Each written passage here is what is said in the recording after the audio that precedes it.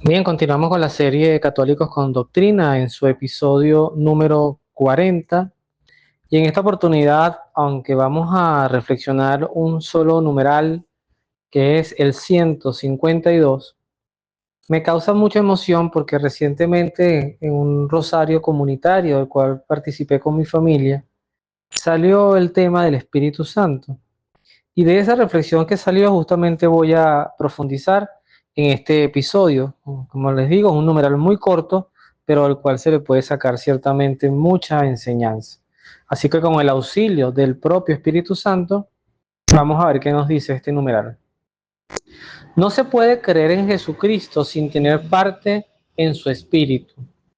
Es el Espíritu Santo quien revela a los hombres quién es Jesús, porque nadie puede decir Jesús es el Señor sino bajo la acción del Espíritu Santo. Esto lo dice San Pablo en la primera carta a los Corintios, si no me equivoco, capítulo 12, versículo 3. Y luego añade, el Espíritu todo lo sondea hasta las profundidades de Dios. Nadie conoce lo íntimo de Dios, sino el Espíritu de Dios, citando la misma carta, pero ahora el capítulo 2. Solo Dios conoce a Dios enteramente. Nosotros creemos en el Espíritu Santo porque es Dios. Luego culmina el texto con algo en cursiva, dice, la iglesia no cesa de confesar su fe en un solo Dios, Padre, Hijo y Espíritu Santo. A veces pareciera catequesis muy primaria, muy básica, cuando uno habla de estas cosas, porque uno las da como sobreentendidas, como que es lógico, eso ya se sabe, o sea, evolucionemos a otros temas más profundos, pero con una pequeña modestia voy a comentar que en la experiencia que yo he tenido de dar clases de catequesis en colegios, en parroquia, eh, yo he preguntado varias veces, ya cuando uno está con la catequesis algo avanzada, inclusive de confirmación, si Jesús es Dios, esa pregunta puntual, ¿es Jesús Dios? Y hay gente no poca que te dice que no, lo cual quiere decir, me lo digo como un testimonio, que no tiene ningún sentido avanzar en la fe, ningún sentido avanzar en la identidad cristiana católica si esto que acabo de leer, no, sobre todo el final, no se tiene claro. Nosotros no estamos llamados a entender esto. Ya por ese tránsito han pasado muchos santos de nuestra fe, incluyendo a San Agustín, que tiene un tratado además sobre la Santísima Trinidad. Y en resumen, no se trata de entender cómo es esto posible, o sea, cómo podemos hablar de un mismo Dios o de un solo Dios, pero con tres personas distintas. Y esto es bueno aclararlo porque cuando uno habla o cuando el catecismo dice el espíritu no se puede creer en Jesucristo sin tener parte en su espíritu, no estamos hablando de un espíritu que esté dentro de Cristo. A ver, sino que estamos hablando en un contexto muy importante, muy divino, muy sobrenatural, de que el Espíritu Santo es, yo lo defino así, y aquí empiezo a hablar un poquito en lo que viví en esa experiencia del Rosario comunitario que decía al principio, el Espíritu Santo es en cierta forma por quien se crearon todas las cosas.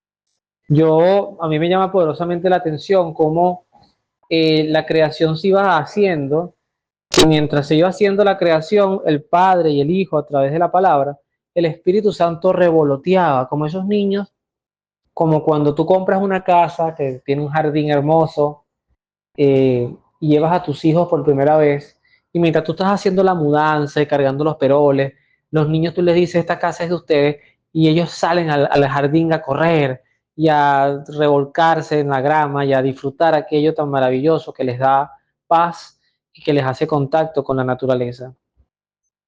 Todo lo que creó Dios fue bueno y cuando llegó al hombre fue muy bueno. Entonces, en la creación, en la perfección de la creación, pues encontramos un Espíritu Santo que además es el gran protegido entre el Padre y el Hijo. Yo también menciono eso con mucho respeto teológico porque no soy teólogo y siempre preciso que si en algún momento digo algo que sea incorrecto, pues a quien se debe escuchar sin conflicto es a la iglesia, al magisterio, a los que saben, a los padres y doctores de la iglesia. Eh, pero el Espíritu Santo es el gran protegido porque Cristo decía que se podían perdonar los pecados al Padre, los pecados al Hijo, pero los pecados contra el Espíritu Santo no serían perdonados ni en esta vida ni en la otra. Es decir, no hay perdón contra los pecados al Espíritu Santo. Y eso es muy importante tenerlo claro porque eso evidencia el gran protagonismo que tiene el Espíritu Santo.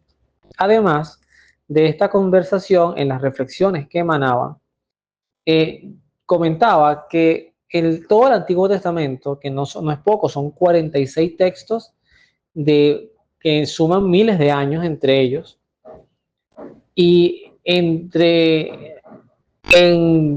todo ese Antiguo Testamento, la figura central es el Padre, es Dios Padre, ese Dios que muy tristemente algunos han querido decir que no era un Dios misericordioso, que era el rostro del Dios castigador, y eso no es cierto. Hay que conocer la Sagrada Escritura para darse cuenta cómo la misericordia del Padre estuvo infinitamente presente, al igual que sus momentos de sancionar, de corregir o de castigar.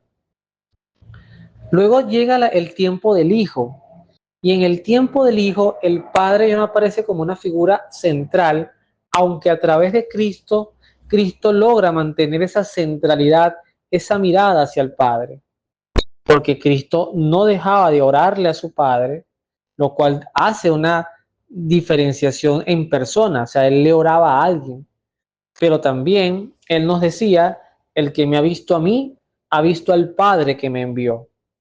Es riquísima la teología en este sentido.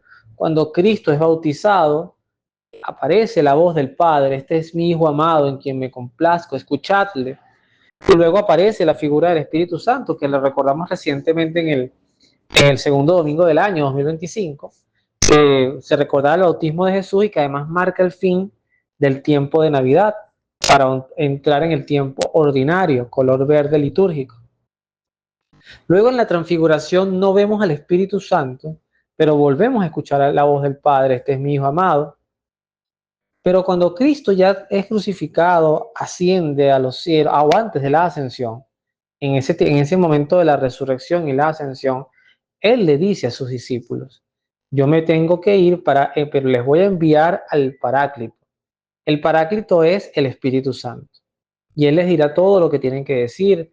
Y sin duda ha sido el gran maestro, el gran inspirador de no solamente los agiógrafos o estos escritores sagrados de la Biblia, sino de nuestro propio tiempo, cuando a través de estos padres, doctores de la iglesia, fundadores santos, santas como las 4 doctoras de la iglesia, que me las estoy aprendiendo y por eso las voy las voy